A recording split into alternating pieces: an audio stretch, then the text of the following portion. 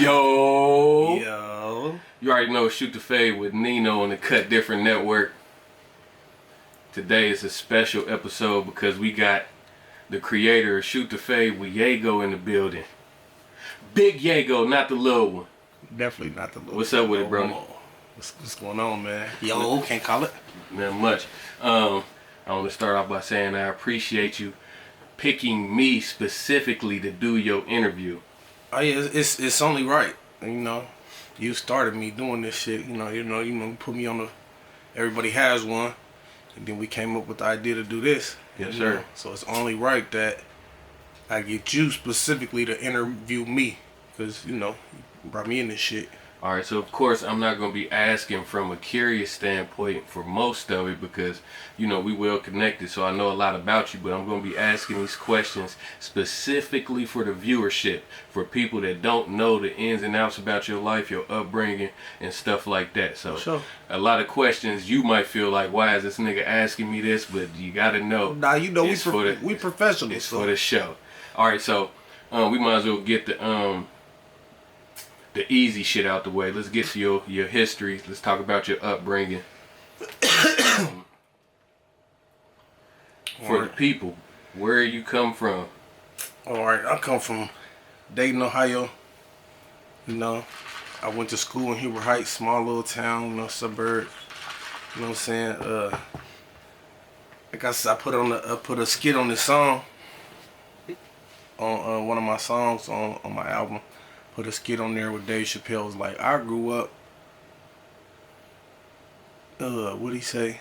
My parents did well enough just so I could grow up poor around white people. Yeah. And that's pretty much was my whole upbringing. Like, not saying we was poor or nothing, but we was niggas. And I went to school out here in Huber Heights, but I lived in Dayton. So every day I'd come and be around. You good now, Okay. Every day I come and be around all these white people that had everything they wanted, you know what I'm saying? Like literally everything they wanted.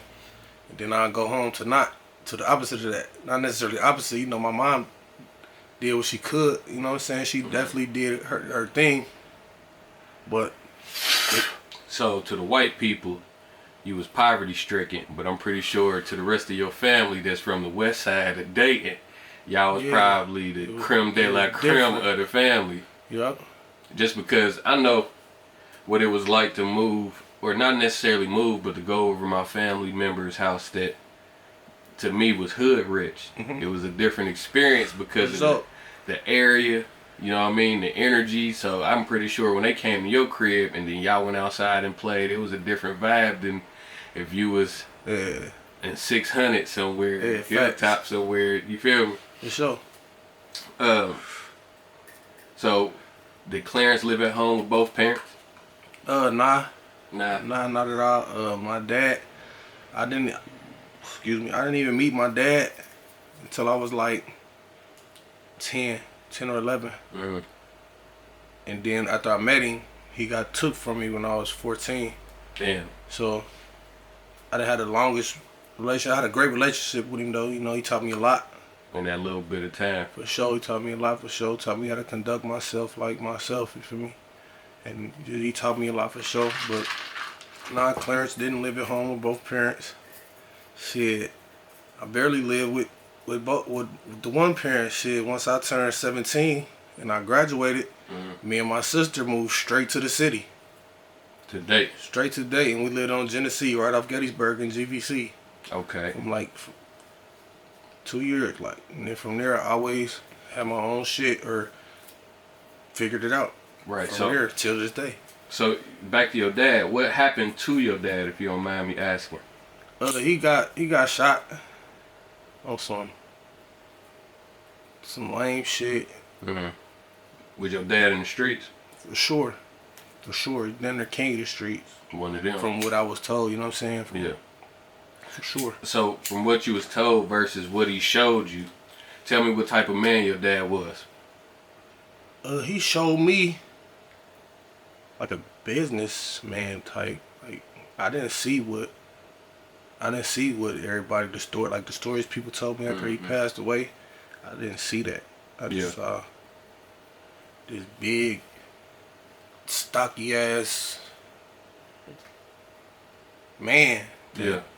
But you that know that cared for us and wouldn't let nothing happen to us, and he was always on a mission to go get some money. Like, right, but you know it's layers to people in general. And like sometimes you can only present a certain side of you to a certain type of person. for sure. So the niggas that tell you the street stories, that's because that's all they had to go off of versus Right. what he showed you, where he showed you how to be a man, showed you how to be business oriented. You know what I mean? For sure. Them people didn't deserve that side of them, so they didn't get that side of them. Yeah, facts. Period. Makes sense. So what about your mom? Tell me a little bit about your mom, man. Queen Nino, GOAT. Like, to this day, always come through. Yeah. And it, like, you know, if she got a problem, she gonna figure it out. If we got a problem, me and my sister, if we got a problem and we can't figure out, she gonna help us figure out. We gonna figure that shit out. Like, but it's like she don't take no for an answer with nothing. Yeah. She gonna make a way.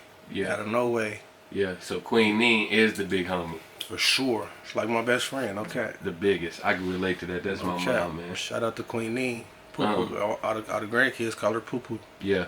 So what transpired? Because something had to happen for you to go from staying with mom to staying with your grandma. A lot of times I was just staying with my grandma because she lived out here in Hubert and it was closer for me to get to school. It was easier for me to get to school from her house. So where did mom stay? She stayed in Dayton. We stayed in Dayton, like over there by Children's. Right across the street from Children's, we had a house built.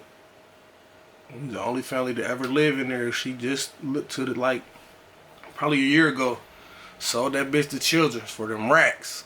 Like, she got the rack. Hey, she sold it to Children's literally on the same street as Children on Valley Street. Okay. And so if anybody know anything about that area, you know, it ain't a lot of black people over there, but it's shit going on. You know, it's real shit going on around there. So going outside to play over there versus going outside to play out here in Hubert Heights is different in itself. Well, then there'd be a culture shock for somebody that stayed on that side of town all their life. Facts. So, and then the one time to answer your question for real, we really got put out because, well, me and my mom, she do foster care to this day, and she did foster care back then. So me and my foster brother's father had passed away, and he inherited this shotgun, and so my mom didn't even know about the shotgun, and he had that one for he used to walk in the crib. Yeah, facts. Like, he used to walk around in his dad's trench coat with a big ass shotgun. Omar's coming. Omar's coming. Cap. No cap, bro. He was probably like 16, 17 years old. He might have been 16, I might have been 17. And I had a little 38. He walking around with a big ass shotgun in the trench coat. No cap. Yeah. And so, I forgot what happened. We was fucked up. Like, we ain't had no cheese, and he was trying to sell it to my mom's dude. He was trying to sell the shotgun to my mom's dude. So, instead of the nigga buying it like a grown man would do, you know what I'm saying? He played chess with us all the way. He played chess with the whole family. Like, put it in my sister's ear that a watch was missing. Told my mama the watch was missing just so my mama could come flip the room to see if he had his watch. Just so my mom would find the shotgun without snitching. Oh, he cold-blooded. Cold-blooded. My mom went and threw the shotgun out. The nigga kept the shotgun. That's wild. That's lame as fuck. We was kids and went through that. My mom, she beat our ass. Well, you know, that shit, hey, we was teenagers. That shit wasn't hurting, but she put her hands on us. And as soon as she walked out the room, me and bruh looked at each other and started rolling. Right. And then she came and put us out. Right. And we had to go to Meemaw's house. Now, you know, we came up with a movie concept that we about to start working on that involves the foster care system, right? And you know, a lot of goes into foster care. Some kids that might come into a foster house, a foster home, they got a lot of love in it. Yep. But before they got there, ain't no telling what they went through, and ain't no telling what they went through after they left that situation for sure. to go into the next situation. For sure. Did you keep in contact with your foster brother? Yeah, yep. That's my nigga to this day. Okay. When I lived in the Natty, because he was from the Natty, so he ended up leaving and going back to the Natty. So when I lived in the Natty, that was one of my closest contacts. I was out there. Like, okay, that's my what's nigga. up, man. I was wondering because you know contact can get lost real quick when it comes to the foster system. For sure, yeah. I mean, and for a while it did, but you know, Facebook a motherfucker. Yeah. You know. Yeah. It's easy to find somebody by their name. Right. So after so long went by, I'm like, I wonder what bruh got going on. Yeah. Found him on the book. Boom. Now we locked in forever. So I know that was an experience for you because I'm sure some kid might come in, you might gain a lot of love for him, get real close to him and attached to him, and then they might have to end up leaving. How was that experience for you if you had to go through that at all? Listen, I went through this my whole life. Like, before my mom was doing foster care, her mom was doing foster care, so I always had, it was, so my whole life. Temporary family. Yeah. So as a kid, like, I really didn't get it until I started seeing people that was coming and going. And then as like a teenager, when this kids my age, you know what I'm saying, we getting kids my age, like, I'm getting cool. Sometimes I don't like them. I might not like this nigga, like, hell no, he gotta go. This nigga don't want to do shit in here. Nah. You know what I'm saying? Like, if this one don't fit, it ain't gonna fit. You know what I'm saying? Then, like, let's see, my mom, she dealt with boys mostly when I was of age, but my grandma always had girls, always. Older. It was older, you know, older till I got older. Yeah, you know what I'm saying? Got you. Then we was the same age type shit. So I gotta ask. No, come on, we gotta, Nah, nigga, this shit the fade. This ain't everybody has one. We ain't politically. I've seen this show. I've seen this show. I know how this show go, nigga. If you ain't want to answer the questions, you shouldn't have sat in the seat.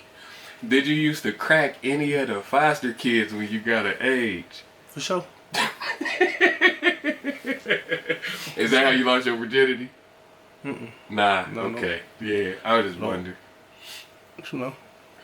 So just be around each other. Yeah. Yes.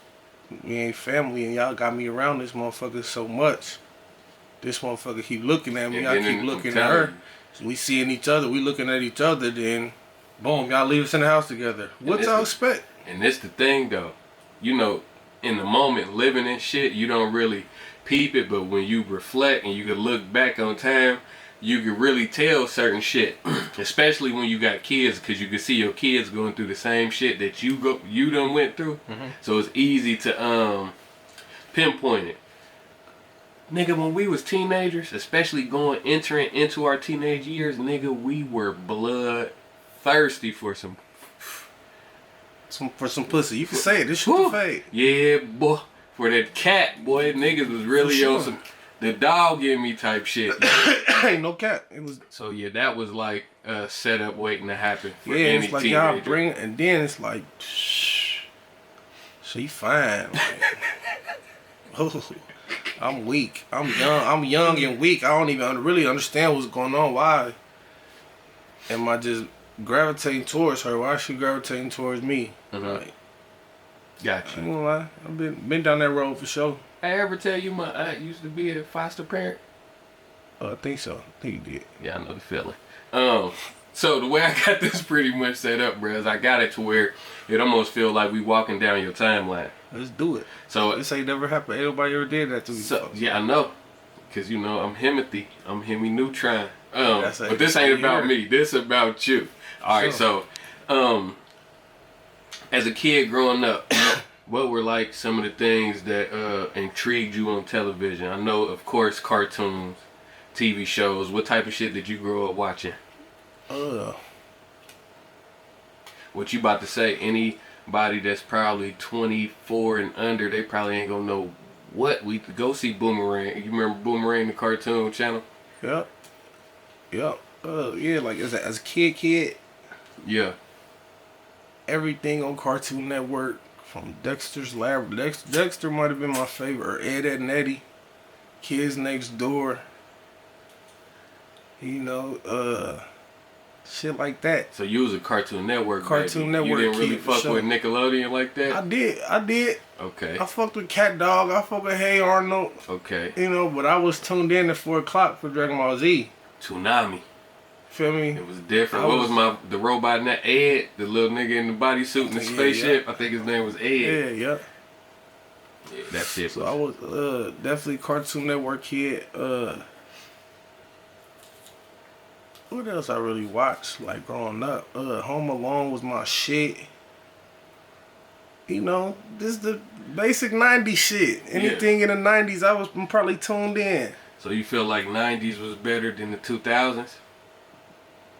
As far as what? Cartoons? Like television, cartoons, period. Yeah. 2000s for sure. Yeah, because all that other shit, it started getting weird. Everything started getting weird.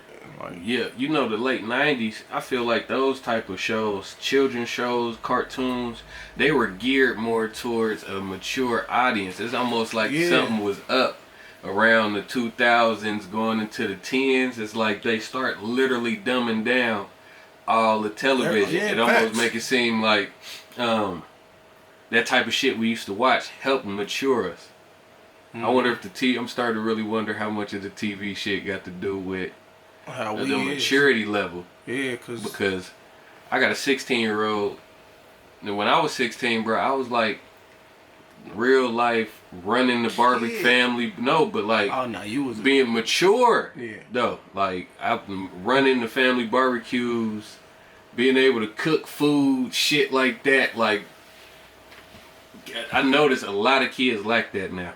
Yeah, because everybody they babying everybody. They babying everything. It's like they making everything soft and sensitive.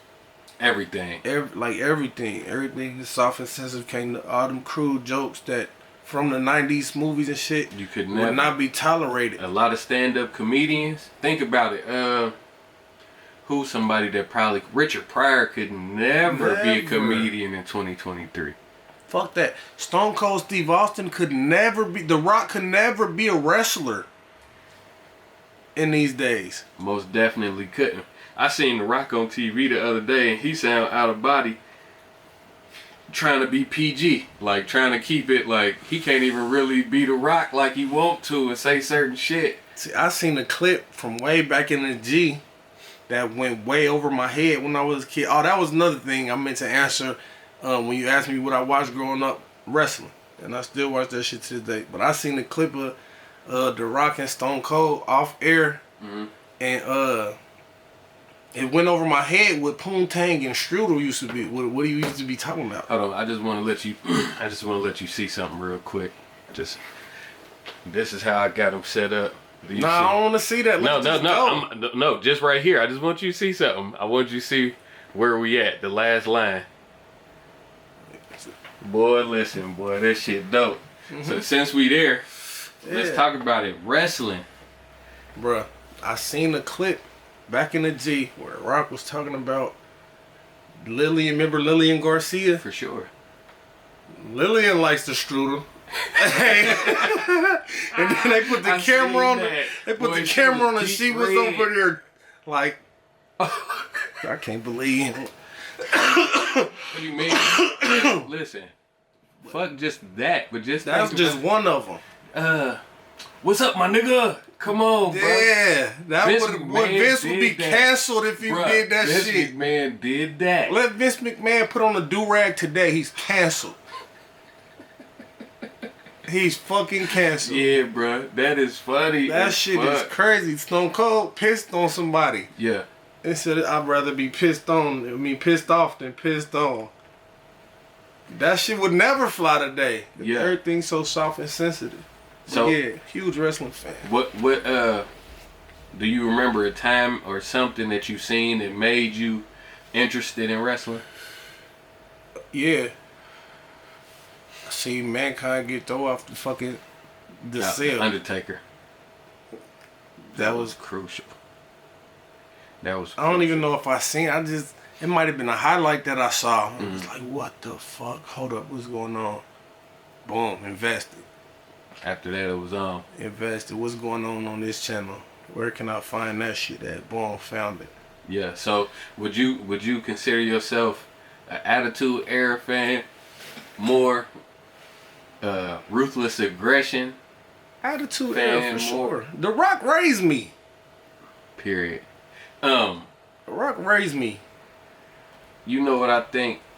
I think wrestling fans grasp the idea of showmanship because of course they're athletes. They gotta. Everybody can't do a lot of the shit that these niggas do. Sure. But just like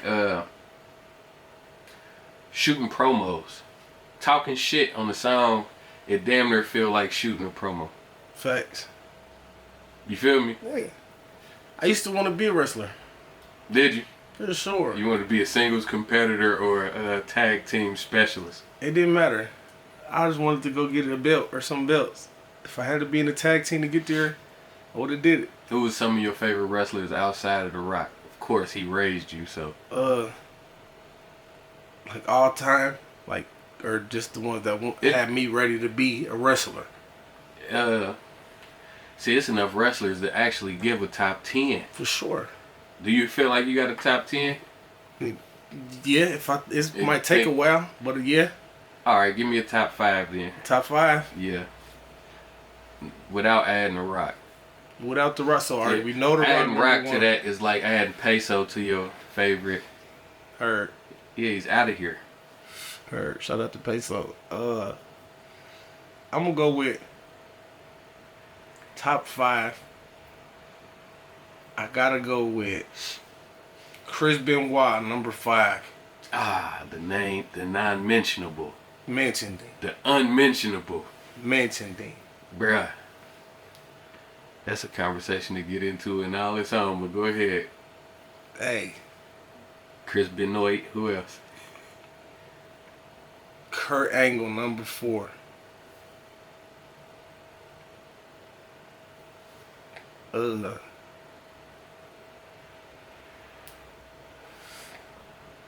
The Undertaker, number 3, just cause he the Undertaker. And then John Cena and Roman Reigns. Cold. You know, only thing I don't like about John Cena. What? Is that way they turned him into Hulk Hogan? Yeah. Like, I respect it.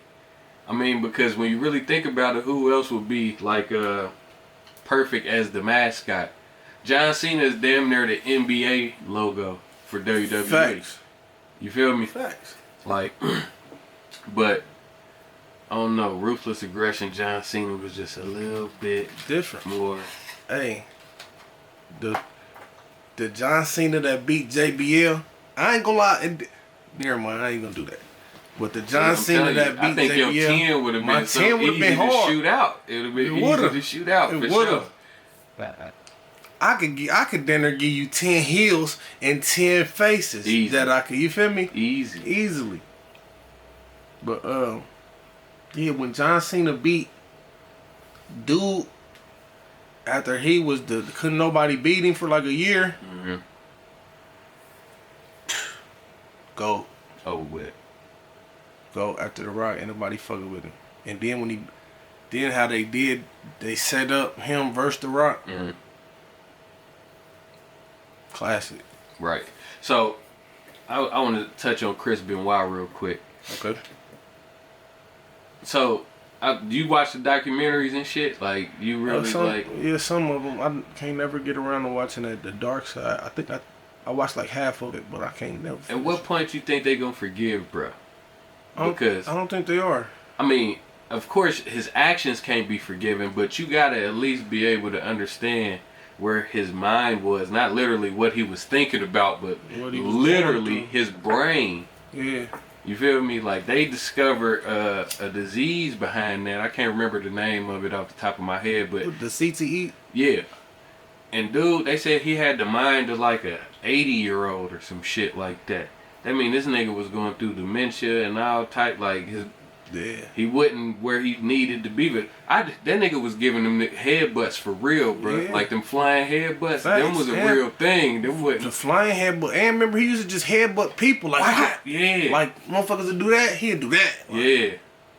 boy, what the fuck? But Chris Benoit was a goat, bro. For sure. Dude was a real goat. Chris Benoit was the first person other than Stone Cold that I seen really give The Rock a run for his money before Brock Lesnar. Yeah, and the whole thing was he didn't do too much talking at all. Damn near no talking. Dude barely ever did too much talking. He was straight to the action. Come beat your ass. Yeah. No cap. Hey, no cap. So look, before you was actually able to listen to music on your own, you know you pretty much got music from the people that you roll with, which would normally be an elder. Mm-hmm. So growing up, before you had a chance to pick music that you like, what were your musical influence? What was the music that you would sing in the car with your grandma or your mama when y'all would be riding somewhere? My grandma, Mm-hmm.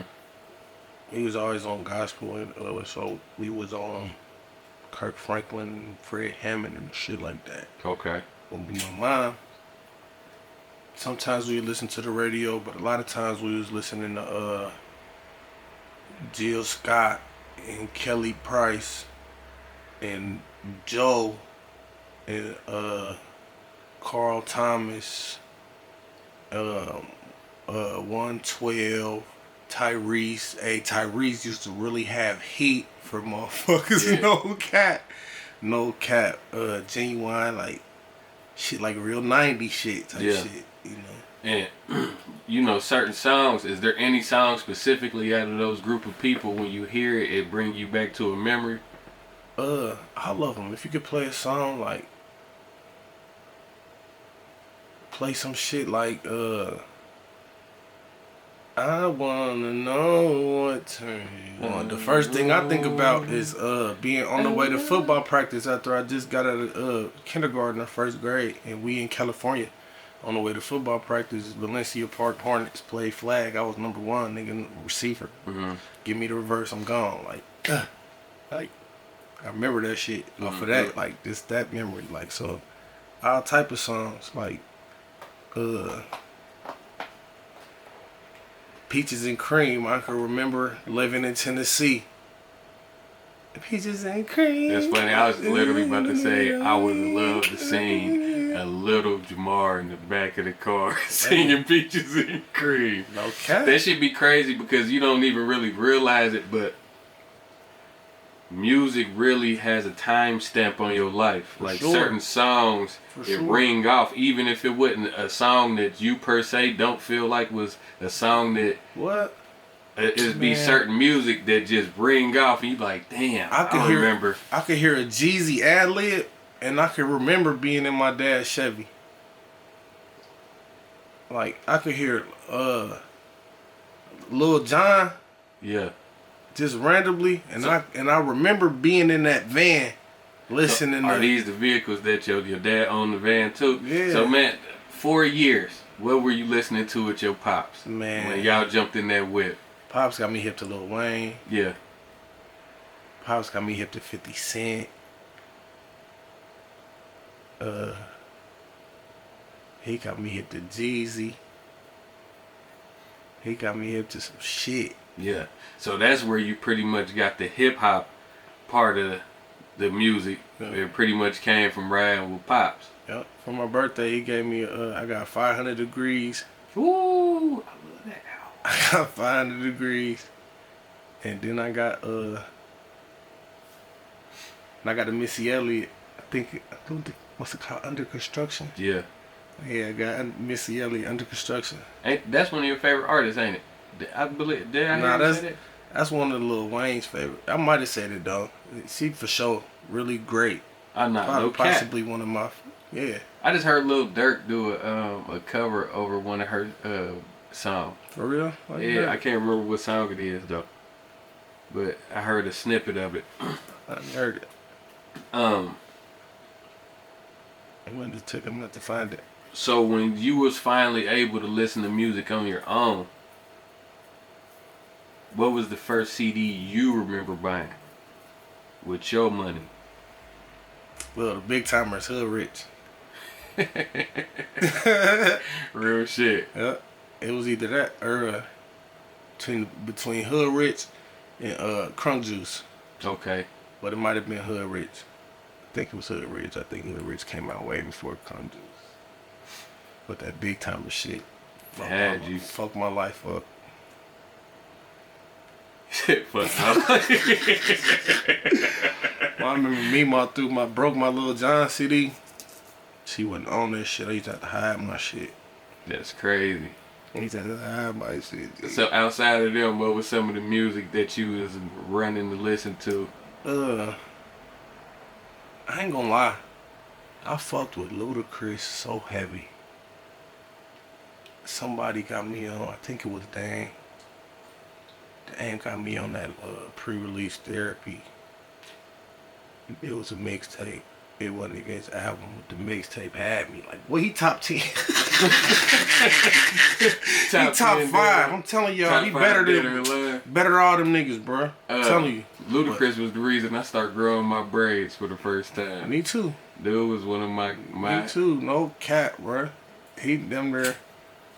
Fuck with Luda. But Ludacris, 50 Cent,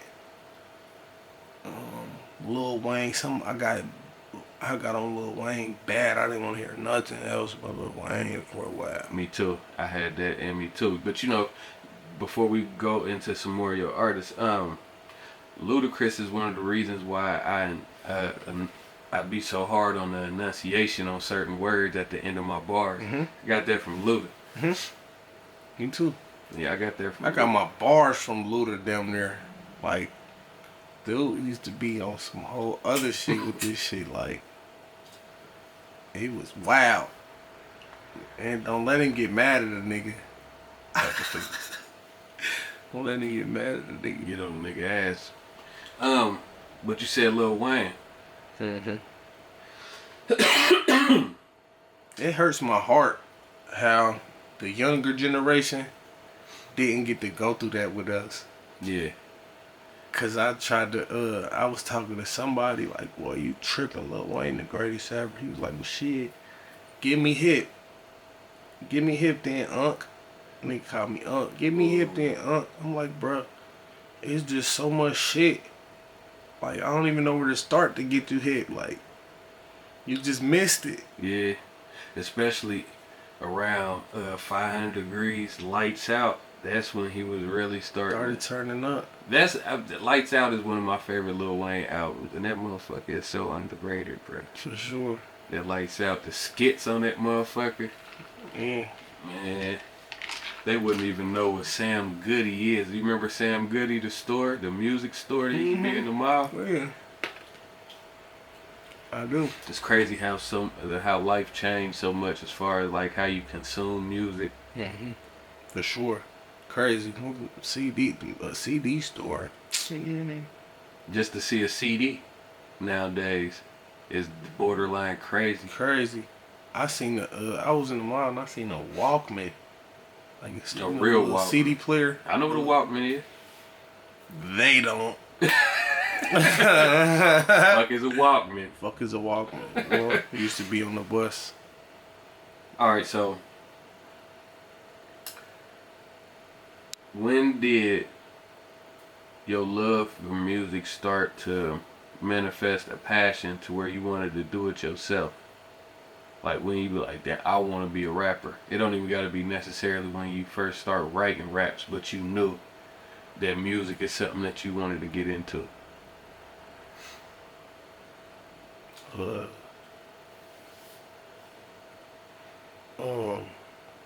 was that video? Let me understand. I ain't gonna change it. Oh, yeah. No, let me slide on the bins with the fished out fins. Hey, That had me. What made you want to be a Had me. Like, boy, look at them. They having the time of their life. And what age was you? Do you think you can recall what age that was? Around what time? The hell no. Probably like 12 or 13. Maybe 14. Maybe like 13, 14. So when did you write your first rap? I wrote my first rap. I wrote my first real rap when I was like a junior. I had did some shit before in like 5th grade on the karaoke machine with my white friend. Mm-hmm. Shout out my nigga Jones, my nigga Trevor Jones. I had did Y'all still we plugged cool. in? We cool, yeah. I had did we was doing karaoke, not karaoke, we did a D12 beat and an Usher beat. Damn, shout out Usher. Usher, like, they're the biggest influence of the whole shit, though. That's what I meant to say when my mom had me listening to Yeah. Usher. She had me on Usher, and Usher stuck with me forever. Like, boy, he hard. Like, well, fuck that. Usher gonna forever Usher be is one of the facts. guys. Yep, but that was in like 5th, 6th grade, if I recall, when we was on the on that shit on the karaoke machine. That's why I had lost track of thought. But yeah, we was on the karaoke machine making a little shit on tapes and shit. Funny, and she used to be funny though. But then like junior years when I really start writing songs and like putting them together and trying to record them, I had downloaded a program called Acid. I remember Acid. I downloaded Acid on my shit on my computer, my Acid family Pro is still a computer. thing. Probably so. I'm looking into No, that. it is. And I had one of them. You remember the like the long ass mics? They was long, like Computer mic. yeah, They were white. yep. Yep. And they was like, yep. I was recording on one of them with Me a too. do rag on top of it. Nigga, me and B, nigga, we used to record on one of them with a plastic hanger with a beater tied around it. Yes. And used to use the hanger as a pop filter. See Used to what I'm rap saying? into the computer mic. Resourceful niggas, man. Yeah, for sure. I mean, I think for real, the people that did music in our generation, I feel like that was like a rite of passage. Damn near everybody probably rapped on that same computer microphone. You wasn't even supposed to be Probably the same raising your program, voice huh? in. Right. Facts. Everybody sleep. Yeah. I'm in there. I'm rapping on. I remember I was rapping on "Wipe Me Down." I had a whole mixtape Yeah. called "Blessed." Junior year. Computer probably crashed in 2 months putting all that shit on. Nope. Nah. Mine did. Me and B beat that computer ass. You hear me? Man. That's crazy. Alright. So, at what point did it become something serious to you? Because, said your junior year is when you decided to start making music. Mm-hmm. Was this before or after you had already been a part of Super Scandalous? This is way before. Like technically speaking. So you was by yourself just doing music? Yo. I was by myself doing music for a long time. Like, when I graduated, I was with this dude named Kaz. Something. Raz Cast. Yeah. The other dude Yeah. from California? I think so. Light skin nigga. Brown skin? Yo, we got dreads or something. He's from California? I don't know where he from. I'm gonna show you something. If it's the right Raz Cast, like damn. Look him up real quick. Cause it might be. But yeah, I was with him. And I did like 3 songs with him. And it didn't feel right. What you mean? What didn't feel right? Like The nigga, like I go record. And the nigga wouldn't let me leave with my songs. was it a reason? I know he never told me why. And I just didn't get it. Like, what the fuck? Like, type He shit. wanted me to sign a contract and shit. What the fuck is going on, man? Like, it ain't no money involved on this contract. Like, I don't even understand this contract. Like, what the fuck you got going on here? Like, It ain't dude, is it? Dog.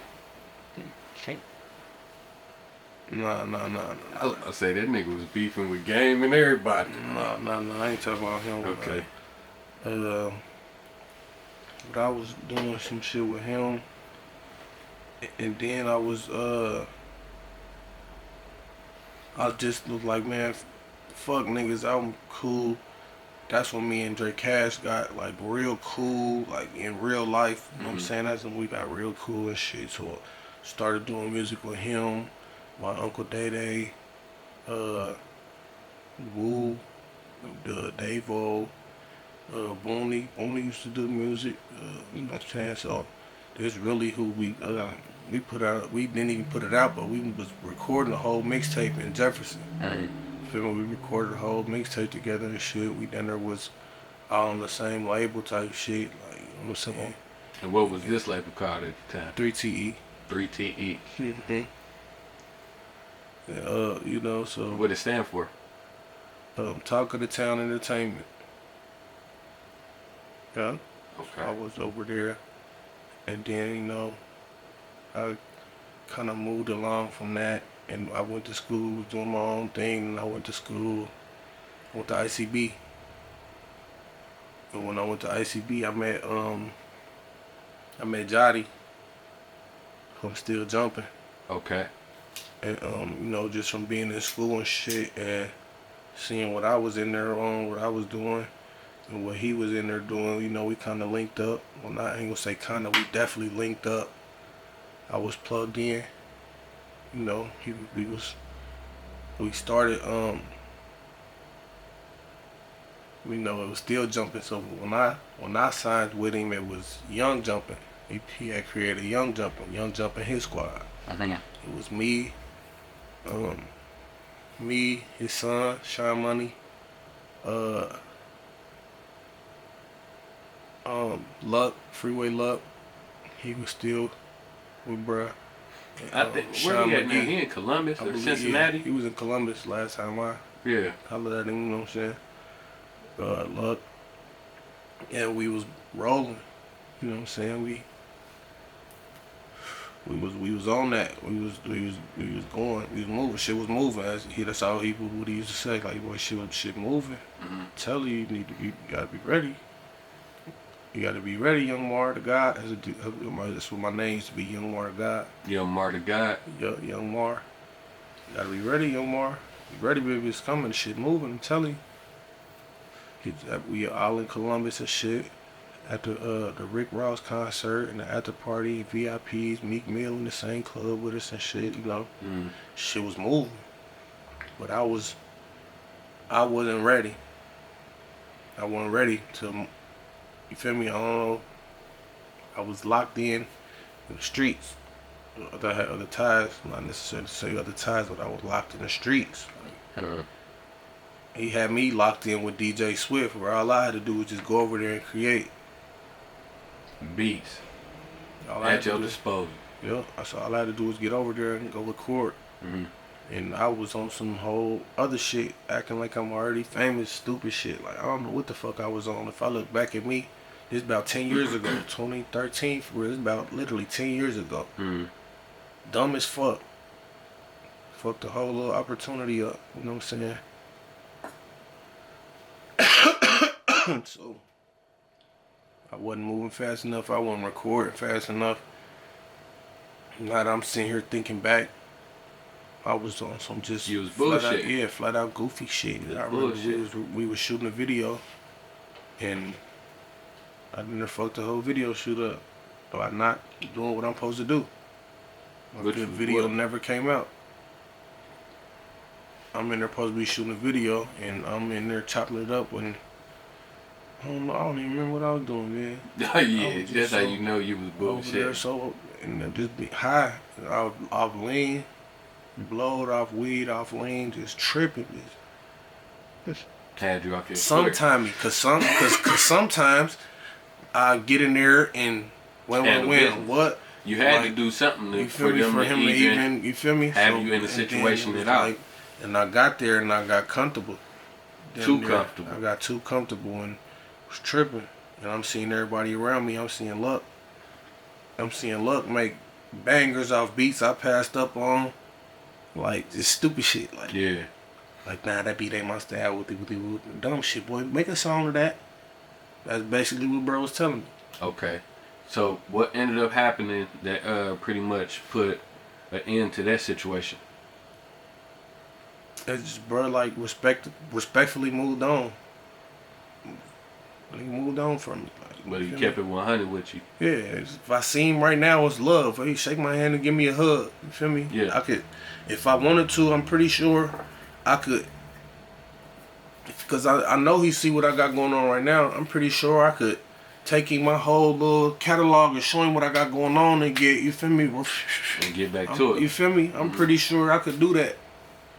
Not saying, you know what I'm saying? I'm pretty sure, like, it ain't no telling. no harm, no foul. It's always tomorrow. Ain't no telling what could happen in the future. You For feel sure. me? For sure. All right. So after he respectfully told you, I'm up out of here, man. What was the what happened? What transpired then? It went from that to what? I need to get some motherfucking money. So now your thought of music is on the back burner at this point. To an extent. Yeah, I mean, you still was probably writing music, Yeah, but it wasn't what you was. But that was my main focus was.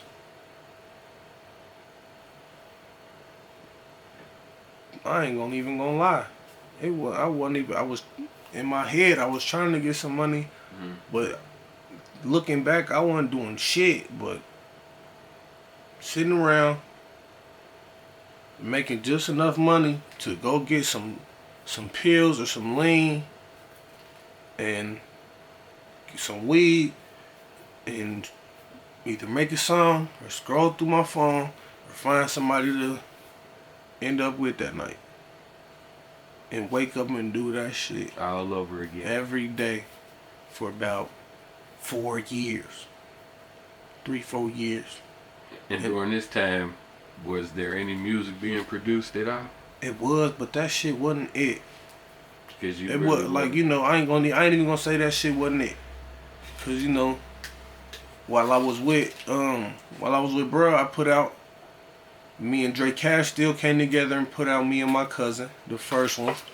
While I was with Young Jumpin', and he was with 3TE still. Okay. We still came together and put the first Me and My Cousin out. You feel me? And, So did it say Young Jumpin' and 3TE presents on it? Yep, it was on the cover. Mm-hmm. On the cover, we was on the beach. And on the back of my shirt had the Young Jumpin' symbol. On the back of his shirt Had the had 3TE symbol. Yeah, we was on the beach smoking the, feeling the shit was fire. I'm gonna have to go back and listen to that. Yeah, that was the first one. And so we end up really put out a lot of music. I put out a few little mixtapes. Mm-hmm. Cuz put out a whole lot of mixtapes and shit. So music was definitely being created. It just, the quality was never it. Mm-hmm. I ain't gonna say never, cause sometimes we had our own studio. We had our own studio a lot of the time, most of the time. But when we had them one songs, we'd go to nature and record. You feel me? Okay. You go record with nature a lot of the time. So I ain't gonna say all the quality wasn't never there. You know, cuz used to get us right. Nature always used to get us right. Yeah, for sure. So no, but in the meantime, while we just doing it, feel me? While we ain't got the little cheese to get in, we in this, we trying to figure this shit out. And looking back, listening to some of that shit, it wasn't it. We was tripping and we was high putting that shit out. We all was next to this shit thinking that shit fire. That shit ain't it.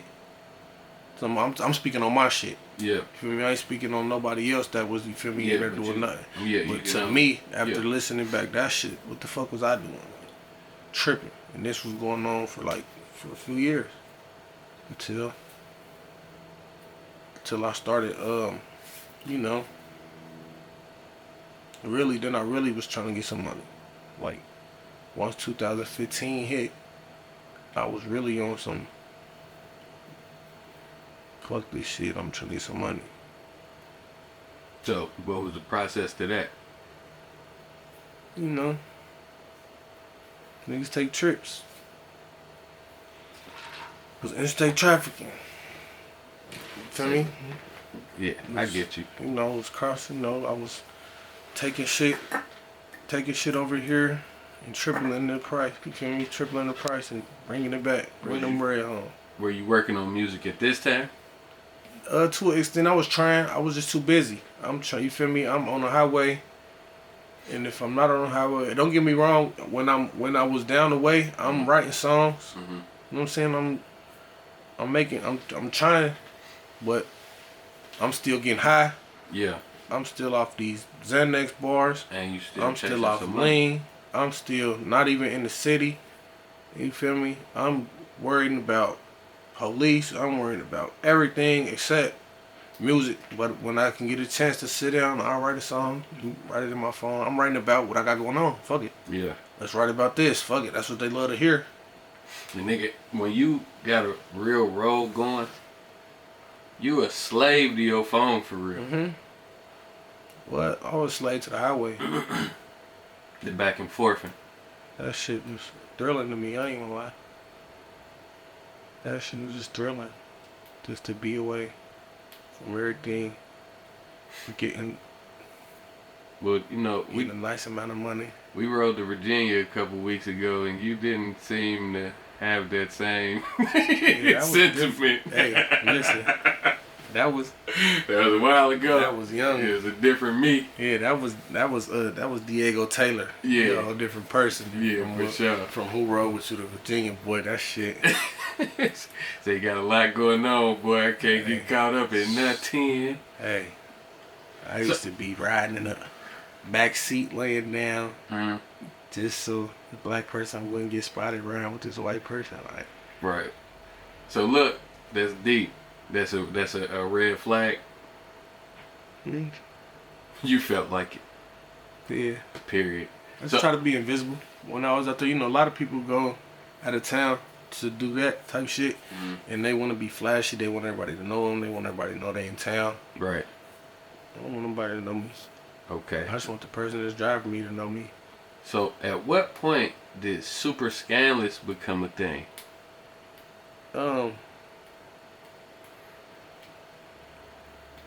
To my knowledge, super scandalous, like, always been a thing. When did it become something for you, though? Because, you know, it was Young Jumping, it's 3TE, it's all these different situations. Probably right after, when I went, after Young Jumping for me. Yeah. After that, it was, this what I'm planting my flag. Sorry I ever left. I know I should have been here forever. I know this. It's just me. My bad. I'm here to stay. Like, that's what it is. For sure. So the back and forth into Virginia, at some point, you know, every story, it's the ups, and then of course it's the down. Mm-hmm. So your back and forth trips, did it end good or bad for you? Because it ended. Yeah. It ended bad and good. It ended bad and good. All right, what was the bad from it? The bad was I did get locked up, and I did go to prison for a little bit, and I did lose everything that I had been working for. Mm-hmm. And I did lose a lot of my shit that I had. You know what I'm saying? That was the bad of it. But the good of it is shit out here today. Yeah, you made your way up out of it. Yeah. See, and the only reason I asked that is because it's important for somebody that's watching this that might be doing the same shit that you was doing. Mm-hmm. A nigga need to know that you might be having the ups right now. Yeah. But trust and believe, nigga, if you keep it up, man, there's some downs that come behind it as well. Mm-hmm. For sure. Um, But yeah, I got I got lucky. mm-hmm. I got lucky, but I'd like to say I don't believe in luck. It was God. God, it was, the whole thing was God. Like, You know what I'm saying? I got lucky and got out the way. Feel me? I got lucky and got caught up on the curious traffic stop. And it was illegal. Oh, shit was illegal. They should have never searched me. They should. I had going on. Yeah. I was when I got to where we got pulled over on private property. Right. And the property was the owner of the vehicle we was in. So I should have. The police should have never even talked to me. Right. They should have. Whatever the driver had going on was on them. I should have been let free to go in from the jump. So anything after that was illegal. Yeah. And I paid that money for a lawyer. And money. Paid that money up for a lawyer. Money so I had to sit for a while. Yeah. But I got caught December 28th, 2016. I beat my case February 2017. The case was beat.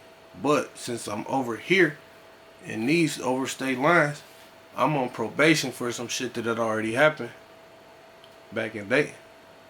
But I was on probation. Yeah. You feel me? So you got violated. Facts. So you had to go sit down for that either way. Yeah. But I was sitting in the West Virginia jail so long after my case was beat. Time served. Pretty much. And so they finally came and got me.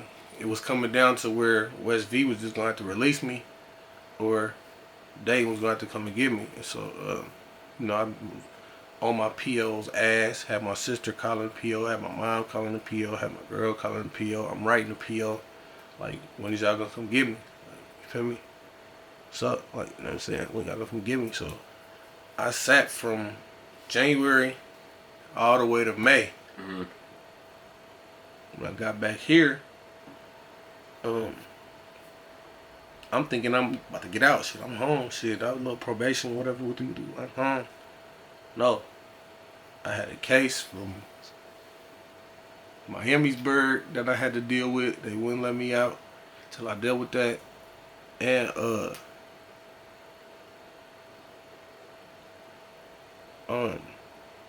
now my PO trying to violate me. But since I beat the case, he can't violate me with nothing but going across the state lines. Right. You feel me? And so in West V, they was trying to give me 15 years for what they had found. You feel me? Whoop de whoop.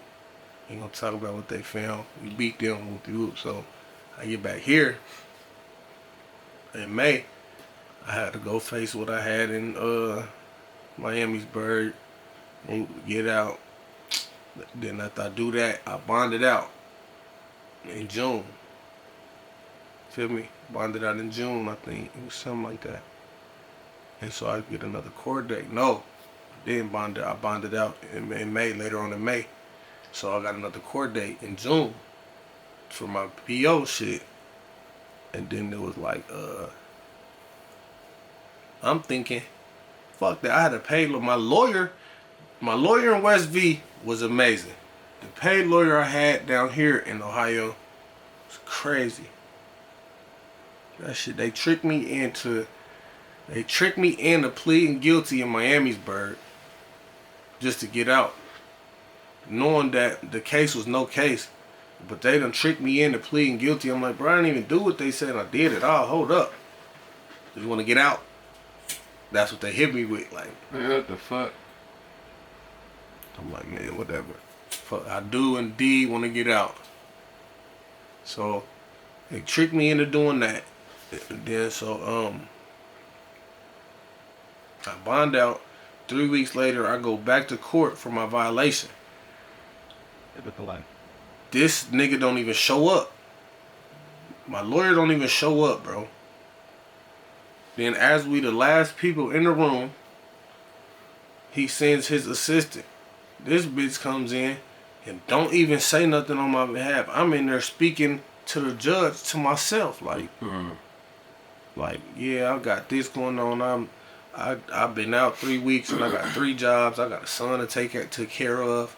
Like, I got a lot going on.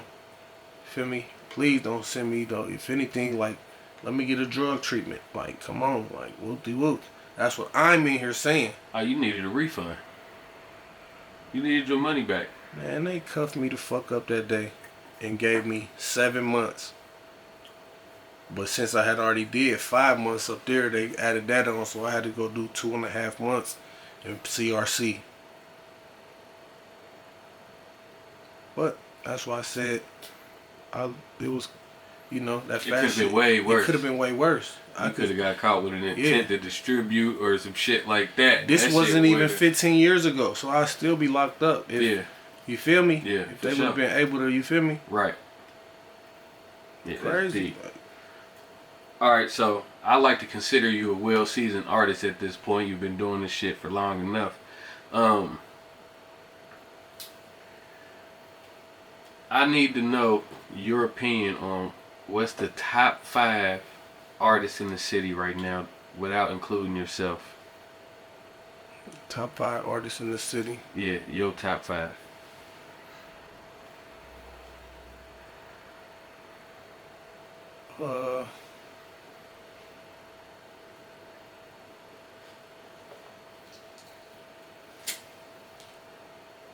I gotta go with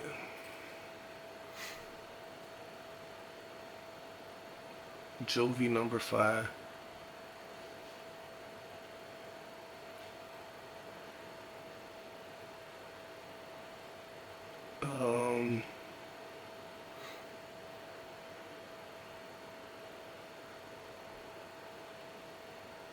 Yellow Pain number 4.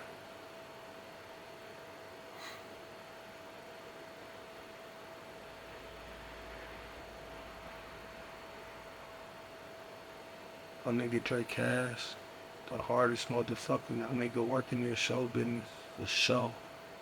Number 3.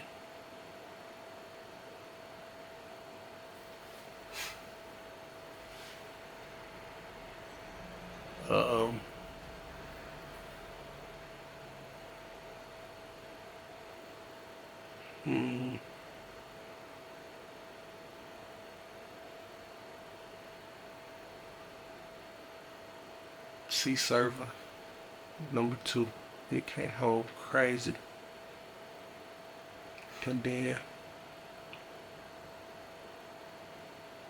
I gotta go with C Money Baby. Number 1. I gotta go with bruh, cause he super industry ready. And the numbers don't lie. The numbers don't lie. When the numbers turn into real money on. Yeah. Hey man, say man. When the shit start to really make sense. Hey man, say man. So, that's my top 5. Respectfully. Now And this then I gotta give I ain't gonna lie, gotta give an honorable mention to Coogee. Coogee really turned. Look at. But Coogee been having the sound. Mm-hmm. Coogee been industry ready. Mm-hmm. Before he went to jail. Mm-hmm. So. And he came home just as strong. For sure. A little bit more icier. Upsetting. We'll see. Alright, so that's respectfully. Now disrespectfully, I need 5 artists from the city that you wish never picked up a microphone.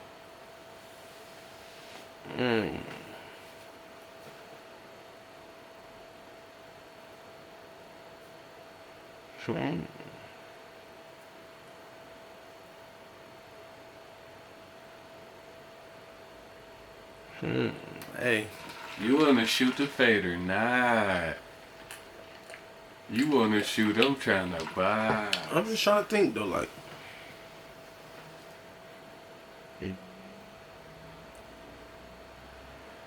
5 artists that would have to pay you to do a song. Because you cannot like the artist order music, but respect the fact that it's something out here for everybody. I ain't gonna lie, bruh. I don't know. I can't think of 5 people who I just be like, bruh.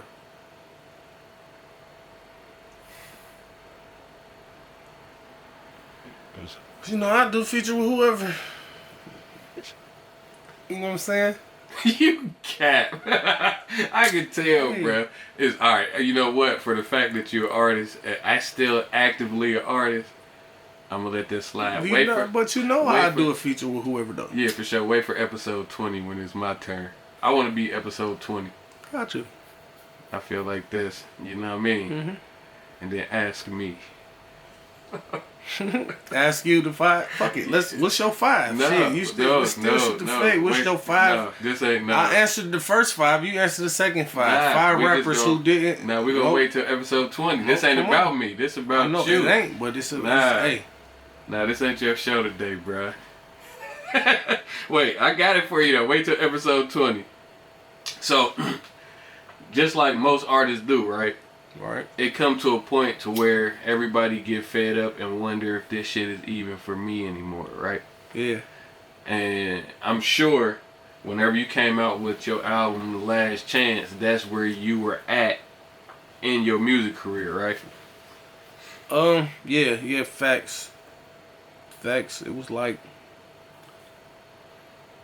I was at a point where this shit ain't working. Giving up. I'm about to put this last shit together and just put it out. And that's what it was when I started working on it. Mm-hmm. You know what I'm saying? And then the more I started telling myself, like, what is your last chance? It's your last chance. Mm-hmm. It's your last chance. It felt like it. Like, I'll be 32 next month. And when I dropped that project, I was 30. And I had probably already dropped, probably 6 or 7 mixtapes. Mm-hmm. I mixed the 2 mixtapes with Dre Cash. You feel me?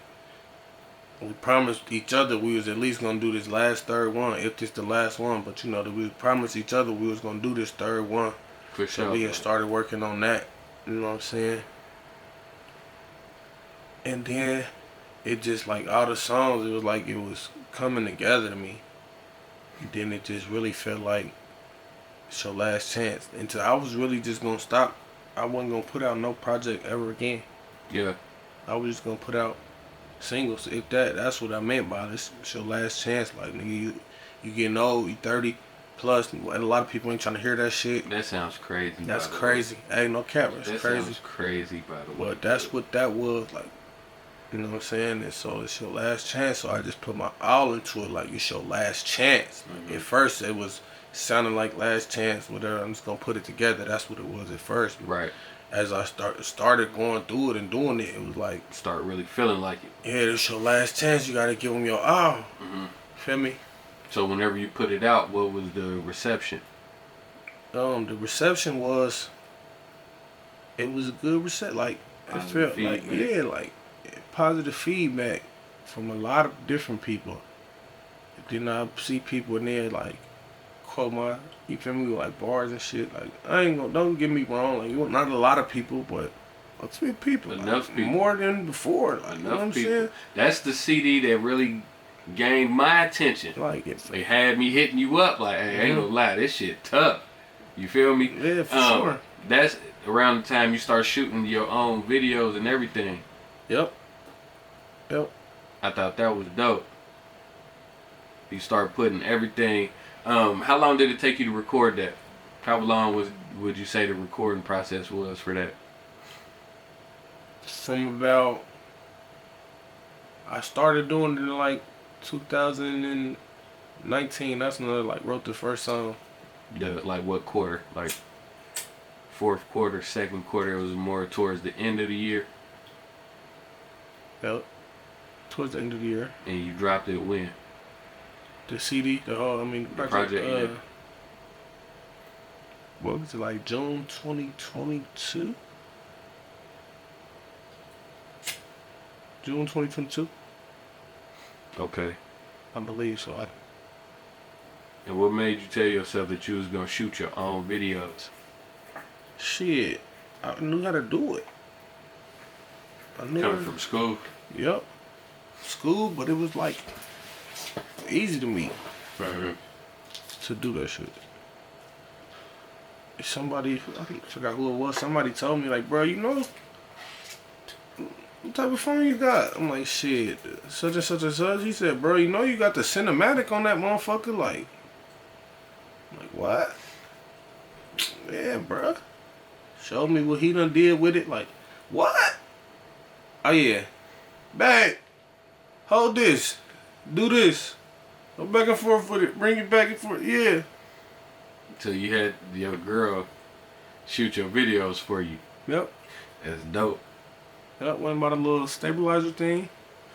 Yeah, that's fire because you know most niggas that's in a relationship, they're to get the significant other truly behind something that they want to do is a battle within itself. But to actually get them involved, holding the camera and fucking directing your videos, it's commendable. Yep. We all in Cali and shit, Vegas and shit, shooting videos. Real vacation work, Yep. work, retreat.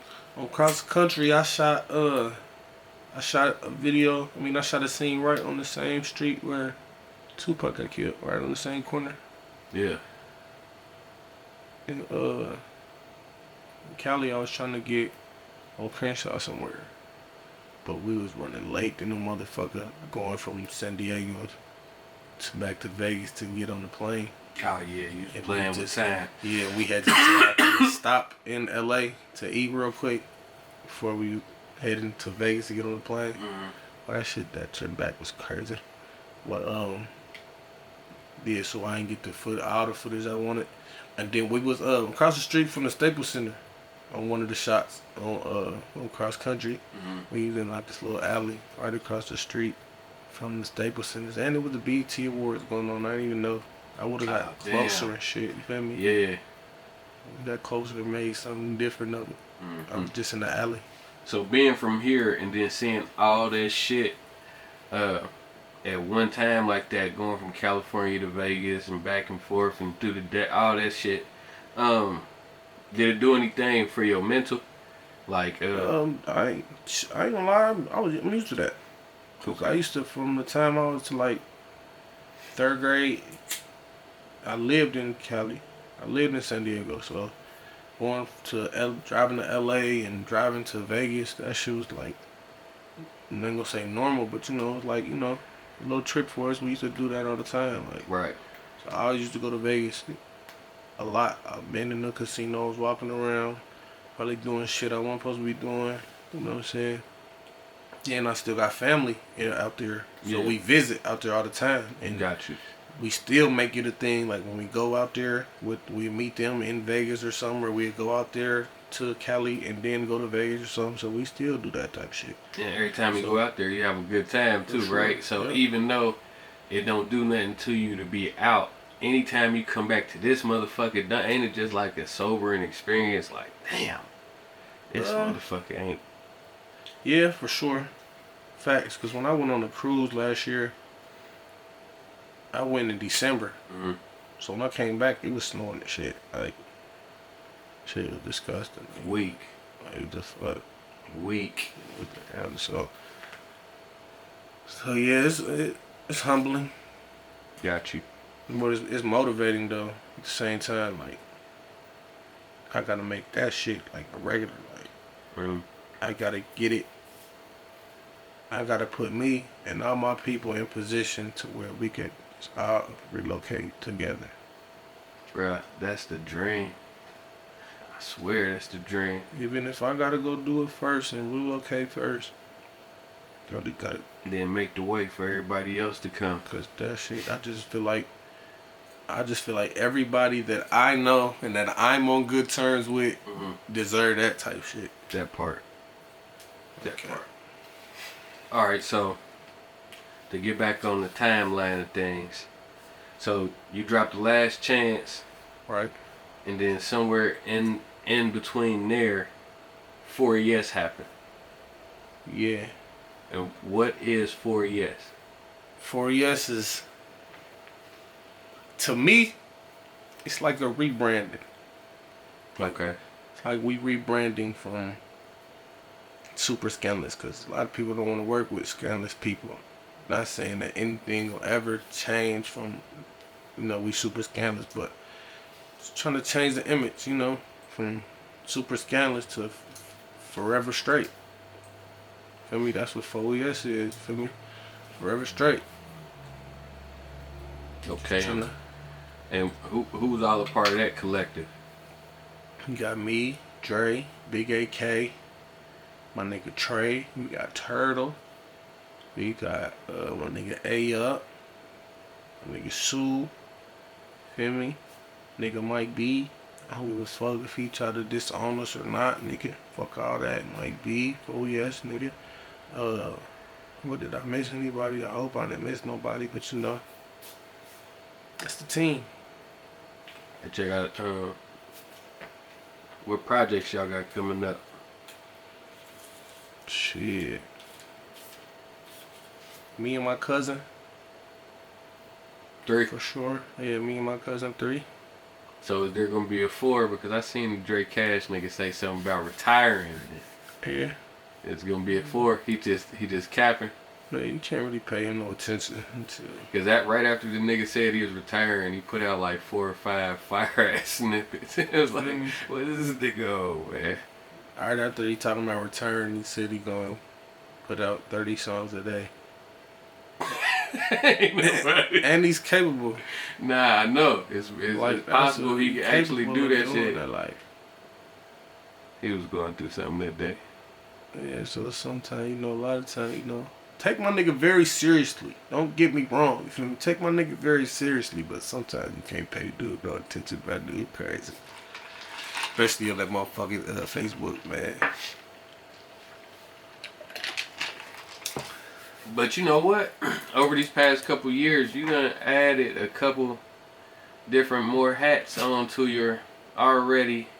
Is you an engineer? You rap? You shoot videos? But now you done crossed over into the media space. Yeah. Let's talk about your journey down media space. What made you want to do something other than music? I just felt like when we had Shelt on the podcast the other day from the Fend Out podcast, he said his purpose always been like entertainment. Mm. I felt that. You know what I'm saying? Like, if something don't work, something is.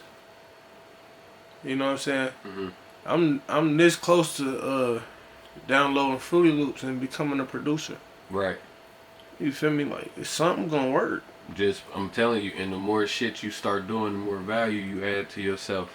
Yeah, so I see people having podcasts and shit. Like, I see niggas getting money on off this shit. I'm like, shit, I can podcast. Yeah, and then sure. I start tuning in to different podcasts. Like, got to do that. Right. And I see people like Say Cheese and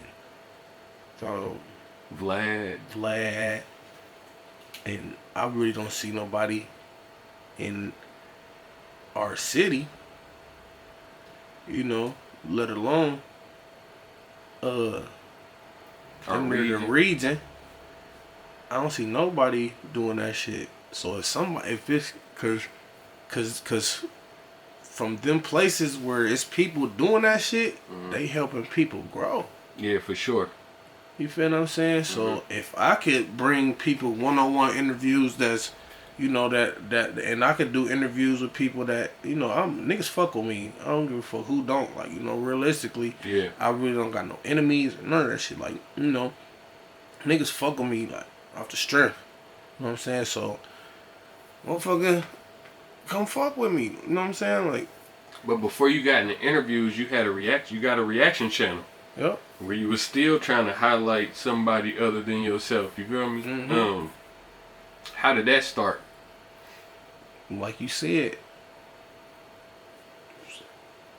trying to help.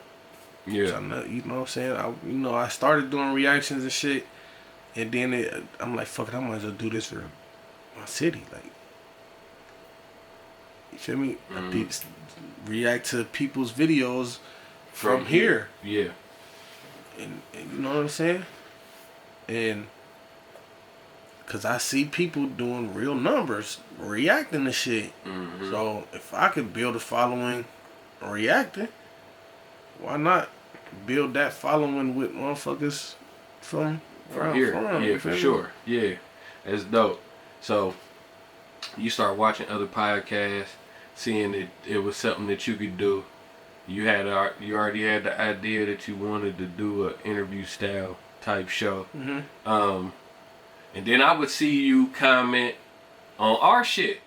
Everybody has one. You feel me? Like, I found y'all like, ooh, it is a podcast in this motherfucker. Yeah.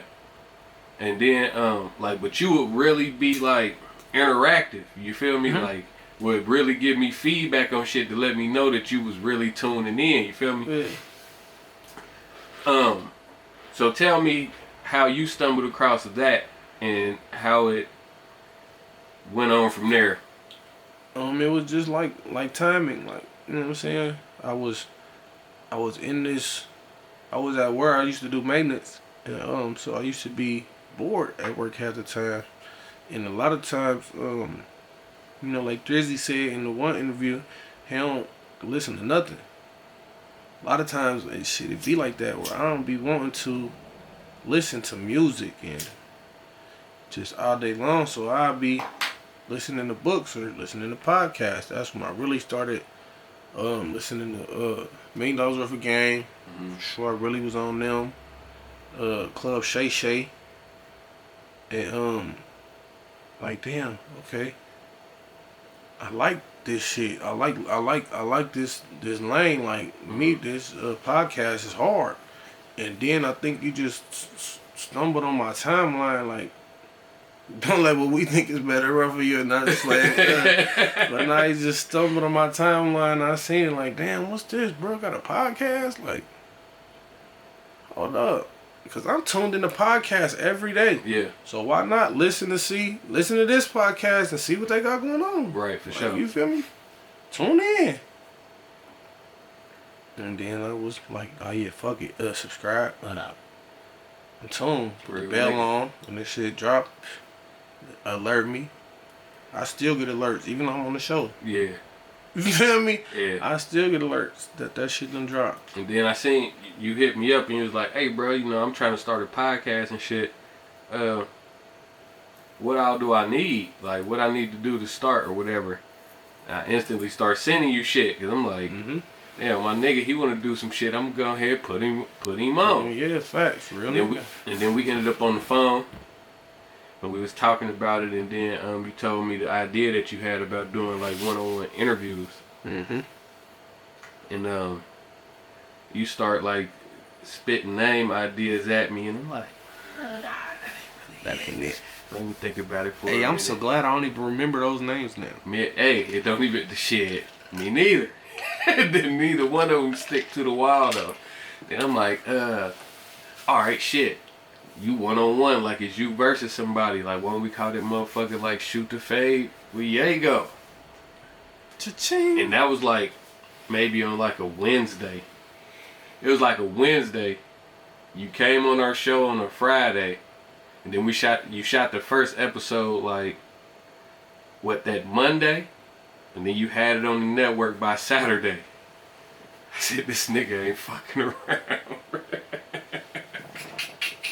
Hey, but that just like, to me, that was just my, like I said on Last Chance, like I'm just like giving this shit my all. Like, Yeah. it ain't gonna happen until this shit happen, and it ain't gonna. Gotta start somewhere. Right. I mean, ain't no point. We came up with the name. We came up with. I hit my boys Houston up. Hey, I don't even know if your name is Steven or Stephen. But You the guy. my nigga You came the through guy. with that logo. You seen behind me punching. You feel me? So Shoot the Fade. You feel me? And then, that's what it was. Shout out to Mac. Mac gave me the space to host more than one guest. Cause this was the set. This was the original. You feel me? Yeah. But Mac gave me the set. to host more than one guest for the first pod. Be the first episode, you feel me? I just kicked it in overdrive, man. You start going hard with the interviews. You know, till this day, your 33 Stepper interview is still the top view on what? On the Cut Different Network. Say, shout out to my boy. Yeah, my boy put real points on the board. I ain't gonna lie, it's been up since then. Yeah. Do you remember how you became part of the Everybody Has One panel? Permanently? Yeah, cause you was already on the network. Yeah, it already came, and then I think he called me and said somebody was gonna come. Well, I was apparently it wasn't clear. And then I came. Yeah, I asked you if you could come. Yep. If you could come in short notice. Bless you. Thank you. And pull right up. I'm talking about within like an hour's notice, bro was there. Yeah. Like 10 minutes before it was time to shoot. We taking shit serious these days, man. Yeah. I'm taking shit serious these days. Everything. Taking shit serious. Music still. I'm more turned now on music than I was on Last Chance. You I'm about to did the start most shooting features. Fade up. You did the most features you done ever done in this past year? Yep. I'm up 20 this year. 20 features this year. Just shot a video not too long ago. Yeah. What's up? Burb. Yeah, Burb Jones. Shout out my nigga Burb. So in the midst of all this shit happening, features and joining the network and 4ES, and you put out For Those Who Care, which I feel like is your best body of work thus far. I do too. Like you really did that thing on there. What was the idea for it, the writing process, how long did it take? Well, we gonna start from the beginning, right? We gonna start from Last Chance, right? Boom, Last Chance. I put that out. Me and Drake Cash, we working over crazy on me and my cousin. At the same time, he got a project that he about to put out called Stash. Boom, Stash come out in January. Boom. As far as I know, me and my cousin is to come out next after this. You feel me? Mm-hmm. So,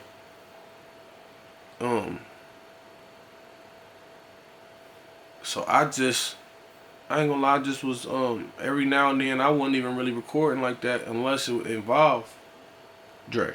Mm-hmm. Feel me? I wasn't really doing no recording. Like I said, it was Last Chance shit for me. I record when I feel like it. So every now and then I just like record a song by myself or something, you know what I'm saying? Mm-hmm. And then so Stash drop 4ES. Really, this one 4ES really come together, right? So we have a meeting like, all right, boom. He dropped Stash. Now you gotta drop. No, everybody was supposed to drop. Everybody was supposed to drop a single every week, the following week, and the following month. I believe it was either March or February. Mm-hmm. Everybody was supposed to do that, and then they was like, "Fuck that! Before y'all put me and my cousin out, they go, you gotta drop." So by this time, I'm dinner up like a whole nother like probably like 5-6 songs. Shit, alright. Like, fuck it. Feel me? Like, fuck it. Let's do it. I bet. So we promoting Stash and we working on me and my cousin. It's almost probably at this point it's probably like 65-70% complete. Feel me? So we working on that. I'm trying to put the rest of I'm like, okay, so when they told me that I gotta drop, I'm like, fuck it. I'm about to drop For Those Who Care. They're like, oh yeah, that's hard. I'm like, yeah, you know. That's something I came up with from I got that off of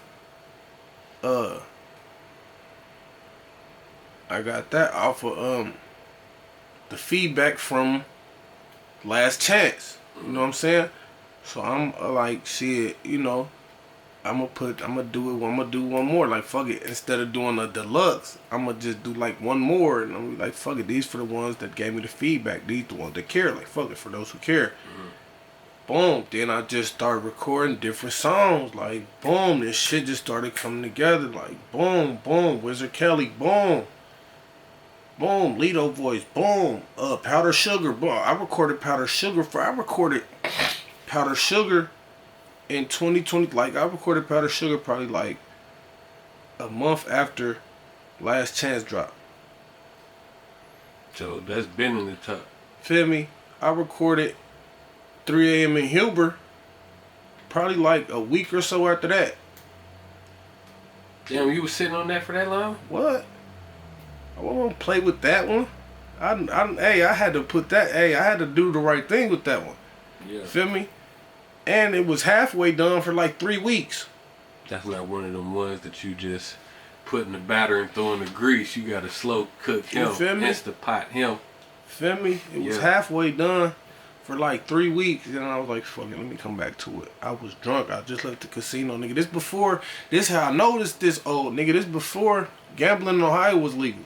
Oh yeah, that's when you still taking We trips. was still taking trips to Indiana. Yeah. So I came back from Indiana drunk at 3 in the morning one day. Because the song wasn't even called that. But I came back from Indiana drunk at 3 in the morning. My son got a football game the next day. You feel me? Like, and I'm just in there. Right in there recording. And it just came together. Like, shit like that. Like, what was it? Do you remember the title of the song before you changed it? I didn't have a title of it. It's just when I started the session. When I started the session, it was R.I.P. Petey. Okay. So when I came on, like, Petey died, I was in jail crying. That was where I really wanted to go with the whole song, but I was on my punch-in shit. Feel me? Punch-in God. Can't leave that song out. I recorded that before I even put Last Chance out. I knew that had to go on something else. You feel me? I knew I was doing something different. That's what it was, right? I put that video out. Dre Cash put the Great Beyond video out. And AK put the Get the Message video out. Mm-hmm. Nigga, they're the first ones to all be outside with the microphone. And then we did the Risk Taker video. Yeah. Outside with the microphone. Feel me? This was before the mic dropped. And you feel what I'm saying? Yeah, for sure. You feel what I'm saying? So we did that shit, and everybody supposed to be in rotation. Mm-hmm. Like, I just so happen to drop my shit. They like, oh yeah, no, you gotta drop now. You gotta put the green. Because they put theirs out. You feel me? Mm-hmm. And they put theirs out, and I just put mine out because I'm like, fuck it, I ain't want to keep sitting on this. This shit hard. Yeah. This shit hard. That punching guy is hard. Like, feel me? So I just had songs that was just scattered. Feel me? So I finally get it done. I finally like got all the songs chosen that I'm gonna. You feel me? Mm-hmm. It's like probably like February, after everybody's supposed to had dropped. Feel me? Yeah. Everybody's supposed to have dropped, and so we still on stash. And so I take my shit, I take my project to my nigga Chuckles to get mixed and mastered. And you know, bruh, we going through complications and whatnot and shit, so it took him a while. It took him a while to get it done. Long story short, so from like February, all the way to about, goddamn it, when did it drop? August. Mm-hmm. Finally dropped it in August. From February to August, you know, bro was going through some things where we couldn't make it happen and shit. So I put out. We was going to the club a lot. For sure. We went to the club a fucking lot. And it was like these 3 songs that was standing out that I was hearing every time we was in the club. To Tay B Style by Skilla. Yeah, Skilla Baby. It was called Tay B Style. That shit was so hard to me when we was hearing that in the clubs.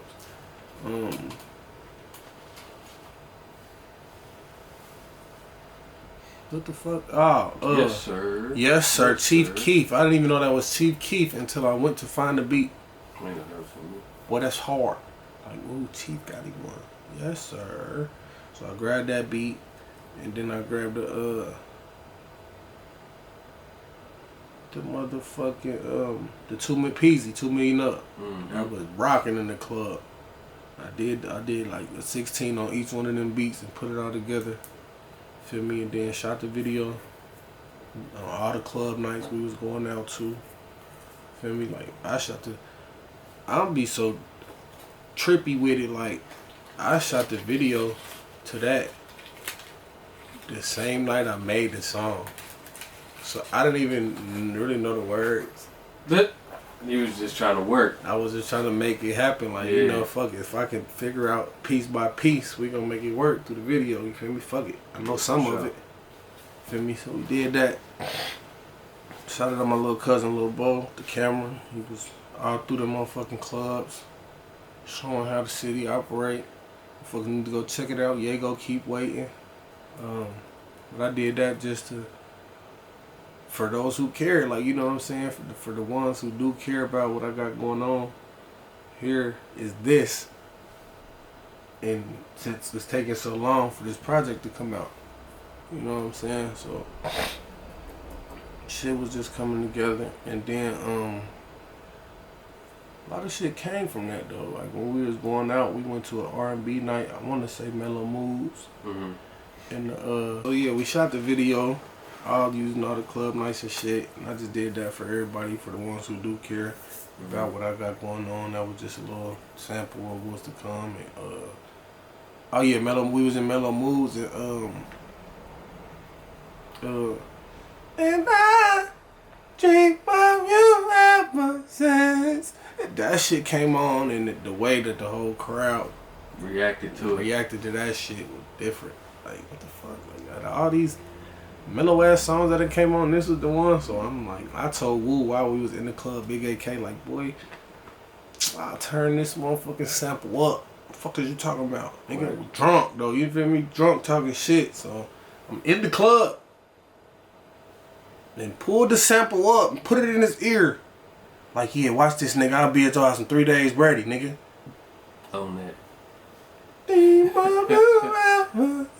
So that was the last song I actually recorded on there. Okay. Feel me? That was the last song I got because we was, you feel me?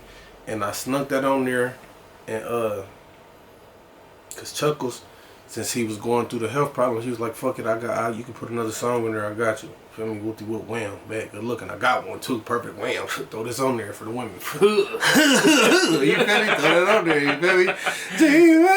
Can we talk for a minute? Hey, like for real, that shit real was banger. You feel me? So I guess it was kind of like, to me, it was like God, like, hey, just don't worry about it, you know, because I was kind of like getting angry. Like, bro, I done paid this man money and not understand that he's sick.